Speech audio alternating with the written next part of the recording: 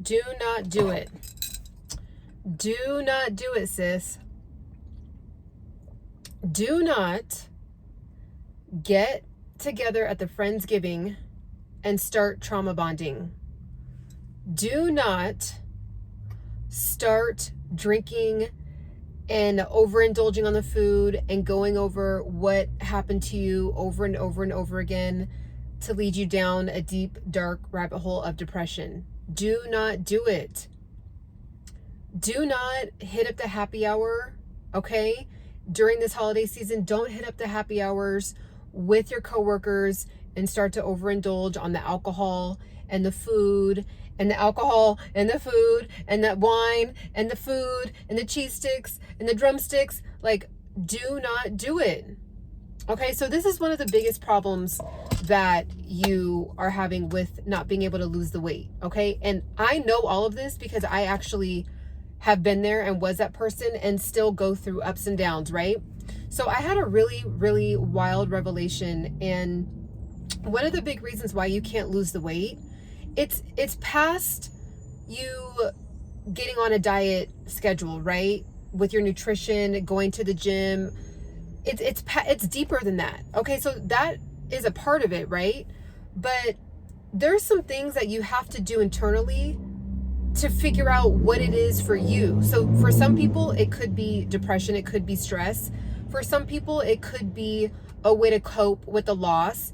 For some people, it could be a way to grieve. Like, there's just so many different reasons. And a lot of times what we'll do is we'll find something on the internet and then we'll buy that program and we'll do it, and we might get a little bit of results, but then we can't sustain it, right? Because there's a deeper reason why we even got to the place where we had to buy some kind of program or some kind of ebook, right?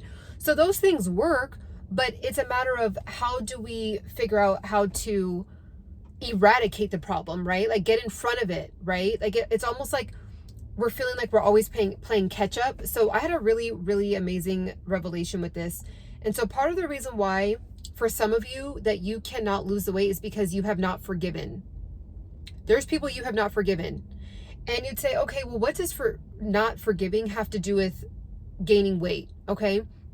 Especially during this time of year, during holiday season, where, you know, there's reminders of like, oh yeah, I remember at Thanksgiving last time this happened to me, or at Christmas time last time this happened to me, or, you know, I was in a relationship during this time of year last time, and now it's my first time not being in a relationship going into holidays. Like, there's an array of different reasons why we don't forgive, right? Or, you know, maybe we were done wrong, or we were hurt by somebody, or whatever. Forgiveness could be the reason why. And let me tell you why. So when we actually read the definition of forgive, okay, to forgive, stop feeling angry or resentful towards someone or an offense or a flaw or a mistake. Okay, so let's go deeper. What does resentful mean? Okay, resentful.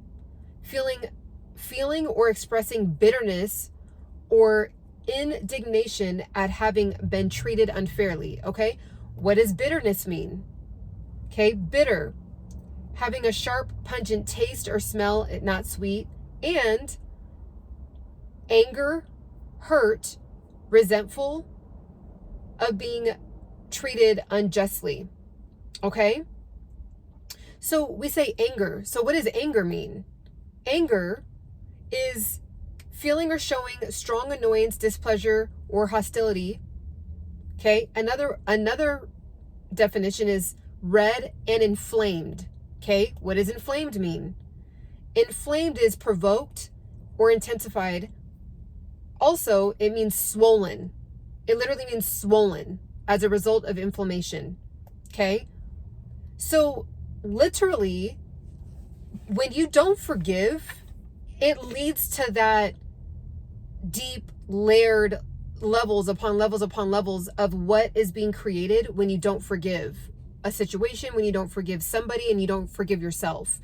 It literally leads to anger, resentfulness, bitterness, to the point where you're getting a physical reaction, right? And when I say that, it's like you could be holding on to something, to some kind of anger or a situation that someone did to you, or, you know, being done so wrong that you literally are having a physical reaction and getting angry to where you're swelling up, right? And you're literally walking around with this anger and sadness and resentfulness. And what do? We go and we fill that up with food, with drinks, with vices, right? Okay. So, this holiday season, while it's getting darker earlier, right? I really want to encourage you to not go to as many functions and dinners and get-togethers surrounding around drinks and food. You might want to kind of pick a couple select events that you go to this year and really do the work to forgive. Like, if you find that you can't lose the 10 pounds, the 15 pounds, the 20 pounds, the 30 pounds, like it's like this revolving 20 to 30 pounds that you just cannot get off, and you want to say, okay, when do I start eating? Okay, well, whenever me and my girlfriends get together, we start trauma bonding over people that have done us wrong in the past. They have their turn, I have my turn, we get another round of shots. They have their turn, I have my turn, we get another round of cheese sticks. They have their turn to talk, I have my turn to talk, and then we get another round of a margarita, like whatever it is. And you might need to not fill up the void, right? Like, it might be time for you to actually not fill that pain and resentfulness with drinks and food, and actually just do the work to actually forgive. And sometimes with forgiveness, when you actually decide to forgive, the feeling of it doesn't match you deciding to do it. So let me, and you're like, Ciana, what do you mean? So I could think back to something that was done to me in college, right?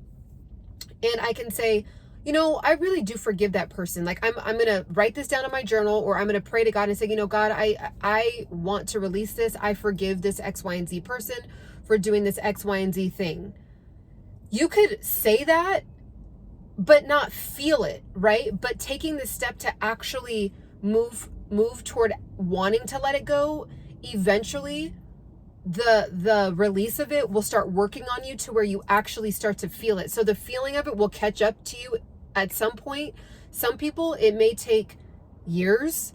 Some people, it may take a couple months. Some people, they literally radically feel a level of forgiveness immediately, like right when they decide to release it and give it to God, and they're just like, I'm ready to be done. Or with yourself. So you could be so viciously resentful toward yourself for not knowing how to get in front of your decisions, for not knowing how to set boundaries, for letting whatever happened to you in your younger years happen to you, like, and you didn't know how to stand up for yourself, like whatever it is, look in the mirror and say, you know what? I forgive you. Like, I forgive you. You didn't know any better. And now you do. And now you'll never allow that to happen again. But we're not going to keep filling up that pain, that resentment with cocktails and with meetups to just continue to eat and drink. So am I saying that going to social events is bad? Absolutely not. It's a beautiful time to spend time with family and friends, right? But if you are really someone that is struggling, especially during this time of year where you could be so stressed, so holding on to past issues where you kind of like put band-aids on those things with going to all these different happy hours and different events with drinks and different meetups with food, and just constantly wanting to cope with food, cope with drinks. So that could really be your reason why. And so what I want to encourage you to do is, don't do it, sis. Don't do it this year. Don't meet up. Like, hey, you call up somebody. Hey, I'm going through it. Can you meet me at the bar? Hey, I'm going through it. Can you meet me at so-and-so's for Wild Wing Wednesday at happy hour today? I need to talk. I need to vent. I need to just eat something good. Like, we pair the issue, the problem, the drama, and we link it together with food. And then we're getting dopamine hits and serotonin and all these things, all these different hormonal reactions that come with eating the food. But then we're still left with the original problem. So it could be that you're having problems at work, issues with coworkers. It could be an array of different things, right? But if you know that you are really struggling to lose the weight, it's time to take a couple steps back and say, okay, am I going to still use food as my way to just get through the day? Like, am I going to use food to just kind of like bandage up or surface level, you know, like kind of like, okay, I can't see it, sweep things under the rug, sweep things under my dinner plate, you know? So a lot of times we use food as a coping mechanism, but we don't know that it's actually pushing us more to our demise with our health. And so that's what I want to say is, take the time to forgive, take the time to have those tough conversations, you know, with someone that's not doing you right in your life, take the time to cut people out of your life, take the time to, you know, do self-development, take the time to, you know, throw out the junk food out of, like, just take the time this season. Let this be the season that you do the radical changes, the radical habit changes to actually shift and morph into the individual that you envision yourself to be. Because you could see yourself, some people, they used to look a certain way and be at a certain level of health, and then they've gained all this weight, and now you don't even recognize yourself. So if it's that, then let's get back. Okay, how did we get here? That's what happened to me. I gained 30 pounds. There was an array of different reasons. Definitely, you know, now hindsight's always 20/20. When I look back, I absolutely was coping with food and cocktails and happy hours and thinking it was like innocent because I'm just bonding with my coworkers or I'm hanging out with my girlfriends. But really, it's like when I really look back at those conversations, most of the time, not all the time, but most of the time we were just complaining, you know, just complaining, just doing the repetitive banter of what happened to us at this time of our life, what happened to us from this relationship, what happened to us in this interaction, what happened to us at work, what happened to us with the customer, what happened to, and we're just in this complaining, just negativity. And during that, what are we doing? Popping, you know, fried pickles in our mouth and fried chicken. I don't eat meat anymore, but you know what I mean? Cheese sticks, nachos, you know, whatever other finger foods. And then, oh yeah, can it bring us another round? And then we really get to going in the conversation, right? We get to really going in the conversation. Let's bring it. And all of a sudden you're 7 shots in and you're 5 rounds of cheese sticks in. And then you wake up the next day feeling lethargic, feeling bloated, feeling even worse because now you feel like just like inflamed, right? Literally, you physically have the reaction of being inflamed. So, and really, if we had just done the time, like there's things that I wouldn't even be able to complain about anymore because they don't even, it's like they actually don't exist anymore. Like I would have to really like drudge it up and be like, oh yeah, that did happen. That was wild. Like, but I couldn't even bring myself to go and have a trauma bonding over that because I actually released the problem, right? So definitely when I gained 30 pounds, there was definitely past things I didn't forgive. There was definitely family things, you know, that had happened. There was definitely things with work. There was, you know, and my habits of health just went down. Like I was eating super late. I was eating at midnight. I was, you know, definitely going to happy hours with the coworkers, and all that stuff just piles on. And I just was like, I have to get in front of this. Like, what is this? So that's when I ended up losing 30 pounds. I never have gained it back ever again. You guys see me. Some of you guys who've been following me for a long time, you see my constant uploads of me just, you know, on my fitness journey as well. I'm always trying to push myself in these different classes I take at different gyms. I do my weight training. I do kickboxing. All of it is what I do. So if you want to check that out, I have other playlists about that. And I do have an ebook. So what I did to lose 30 pounds and never gain it back, I'm going to link it down below, and it'll be a pinned comment down below if you want to check it out. But really, there's a lot of information for free, right? Like there's tons of things that works out there, but you just have to dig into what works for you. So if you want to know what worked for me and have it in an organized ebook fashion, that will be down below.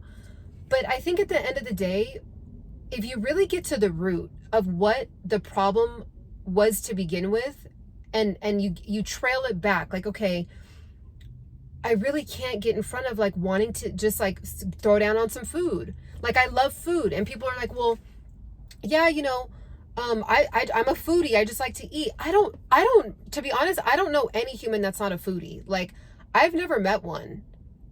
I've never met one that's not a foodie. Like, most humans love food, right? Like, we're designed to eat food, especially when it tastes good. It's like, of course.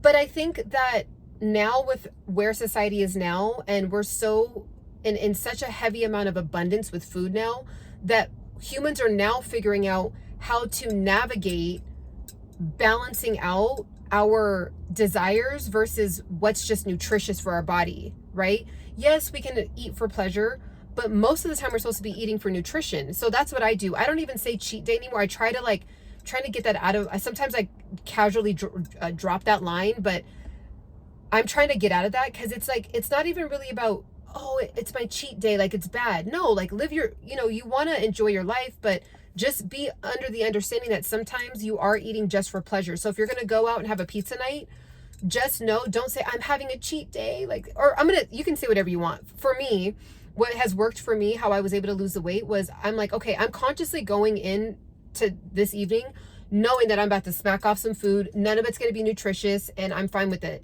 So after this evening, for the next 2 weeks straight, I am going to, kind of scale down on my portions. I'm not going to have any bread, because I'm going to have a ton of pizza tonight, and I'll be fine, and I'm going to hit the gym, make sure I hit my 10,000 steps, drink more water, not eat late. Like, I'm going to balance that out, right? I'm not going to continue to eat 6 slices of pizza every single night. So if you're someone that is like, no, but I just love food, I'm a foodie. No, there's something else going on. You could have candida, right? So you could have, it's really gross to think about. Like, when I started really diving into this stuff, I'm like, oh my gosh, like, there could be bacteria that is making you crave. It's sitting in your gut, and it's actually making you crave all of the different sugars and the fried, all the starches, all of the, bad oils. Like, it's making you crave that. If you really feel like you just can't get in control, you might want to look into, go to your doctor and say, hey, can I get a gut health test? Because you might find that that's where the issue lies, and you literally can't have control because the parasites are just taking over. Like, that is an issue for some people, right? And they have tons of parasite cleanses. You can start drinking green juices. Like, there's tons of regimens out there that can get in front of something like that. So that could be something that you might want to consider if you really feel like, well, I'm just a foodie, or I really just love food and I can't get in front of it. It's because sometimes, like, those parasites, like, really are in control, and you literally don't have control. They have control. So it could be that. Again, we talked about, forgiveness.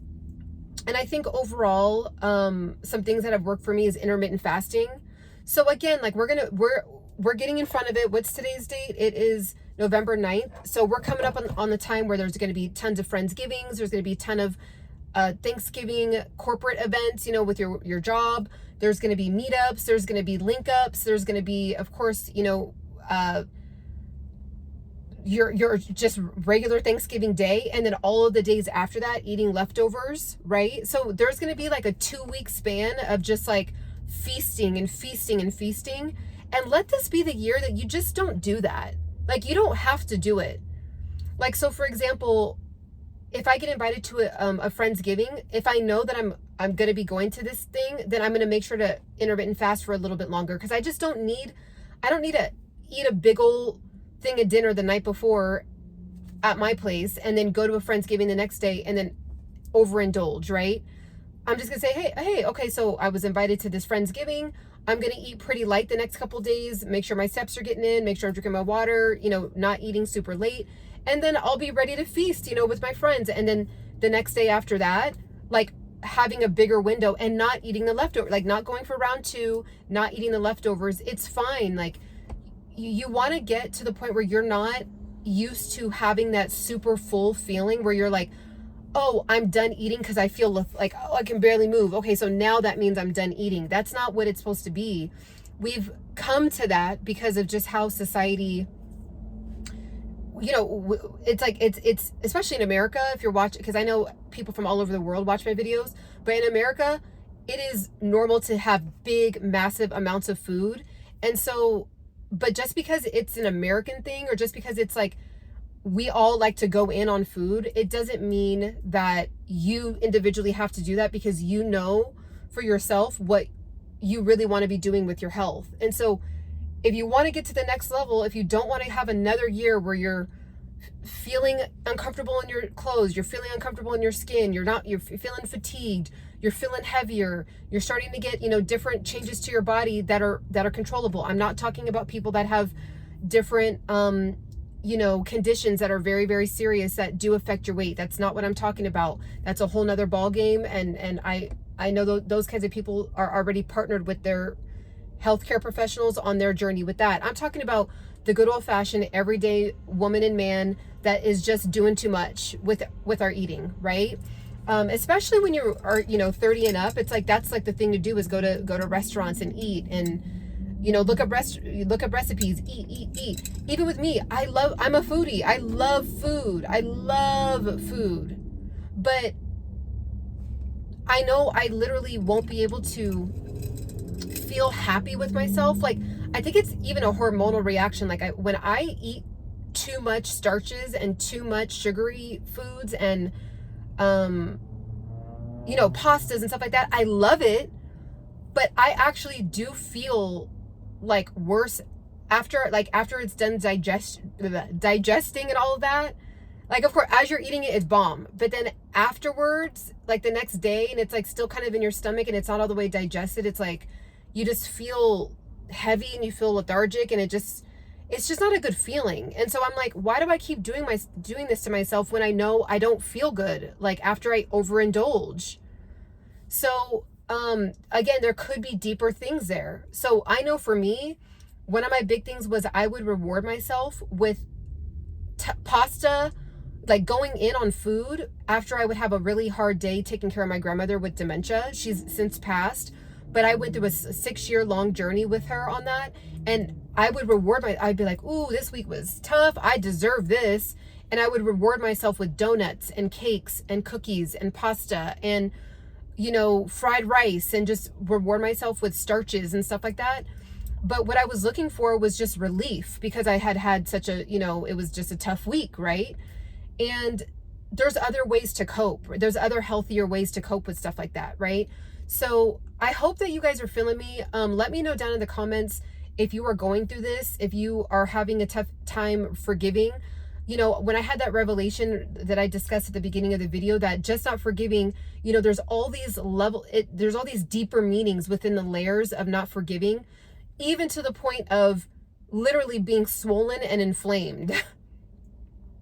Like, you could be so holding on to so much resentment that you're swelling up. Like, when you see people get mad and they literally puff up, like the cartoons, like when they depict a cartoon getting mad, they go, they puff up and get red. It's like, they don't shrink, right? It's like, and then we're holding on to that, like, and then we're like, let's go to happy hour and get hammered because I want to talk about how mad I am and I can't believe this happened to me. It's like, life gets so much, it just feels so much lighter and more peaceful when you just go through the process of releasing things and not letting those things overcome you to the point where they are in control. Okay. And then we connect it to food, and then the food is in control. So now we have exterior, things that are out of our control that are controlling us.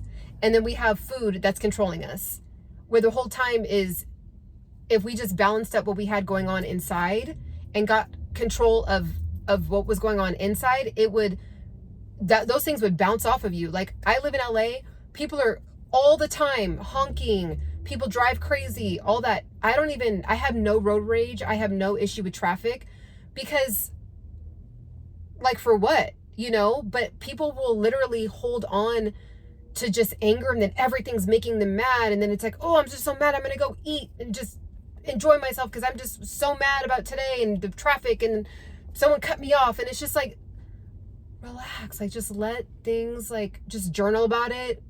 If you need to get with a therapist, honestly, like, if you need to get with, I always encourage people to talk to wise counsel, someone that is 20 to 30 years, older than your senior, or just somebody, that is just super, super wise. That always is really healing for me. I'm blessed to have a couple of those people in my life.